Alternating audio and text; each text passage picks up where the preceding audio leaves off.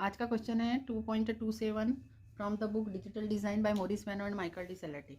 इस क्वेश्चन में यहाँ पर एक टेबल दिया हुआ है जो 3 वेरिएबल का टेबल है और इन 3 वेरिएबल के टेबल से फंक्शन बन रहा है f1 और f2। ये दो क्वेश्चन है, फंक्शन f1 और f2 बन रहा है।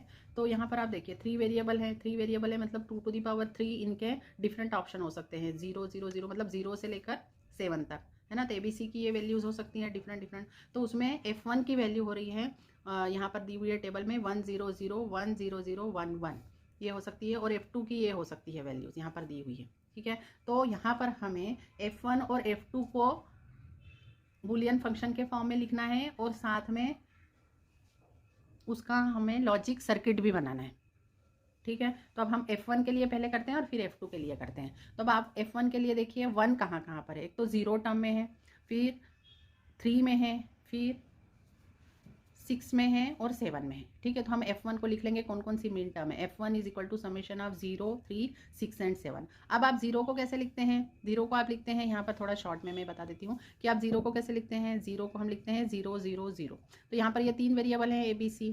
तो यहाँ पर हमको मिन टर्म के फॉर्म में जब ये 3 वेरिएबल का जहाँ पर 0 आता है वहाँ पर कॉम्प्लीमेंट आ जाता है। मतलब हम 0 को लिखेंगे A dash B dash C dash, इसलिए 0 की जगह हमने लिखा है m0 टर्म को लिखा है A dash B dash C dash. इस तरह से 3 को हम कैसे लिखते हैं, 3 को हम बाइनरी में लिखते हैं 0 1 1। तो यहाँ पर आपका A डैश सिर्फ आएगा क्योंकि A जो आपका है उसके नीचे 0 है और B और C के नीचे 1 है। तो ये 3 को आप लिखेंगे A डैश BC।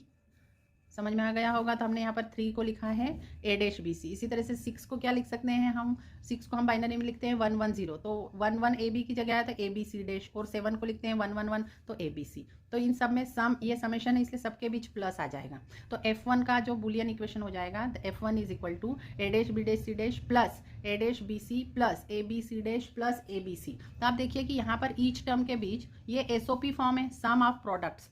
तो सम ऑफ प्रोडक्ट्स में क्या होता है, ईच टर्म में यहाँ पर एंड गेट लगेगा और ये जो 4 एंड गेट लगेंगे वो जो 4 एंड गेट के आउटपुट होंगे वो इनपुट बनेंगे एक और गेट के। देखिए ये और ऑपरेशन है तो इसका हम अभी बुलियन सर्किट देख लेते हैं, लॉजिक सर्किट देख लेते हैं।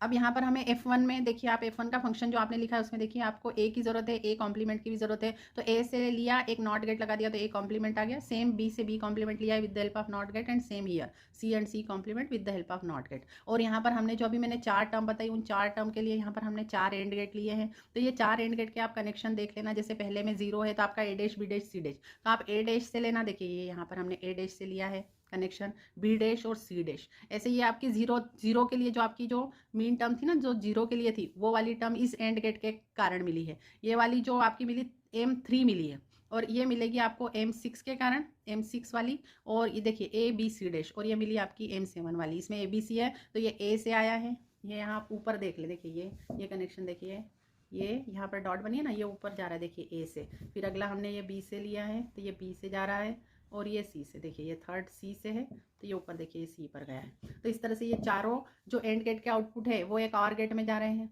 है ना। तो इस और गेट का आउटपुट जो होगा वो आपका f1 होगा। तो ये आपने f1 के लिए लॉजिक डायग्राम बना लिया है। अब हम f2 के लिए देखते हैं। अब आप f2 को टेबल में देखिए कौन कौन सी, देखिए 0 और 1 टर्म तो है नहीं, 2 3 4 5 6 है और 7 भी नहीं है, 7 पे भी 0 है। तो आप f2 को कैसे लिख सकते हैं, f2 is equal to summation of min term 2 3 4 5 and 6। अब आप 2 को कैसे लिखते हैं, 3 वेरिएबल में 2 को आप कैसे लिखते हैं 0 1 0।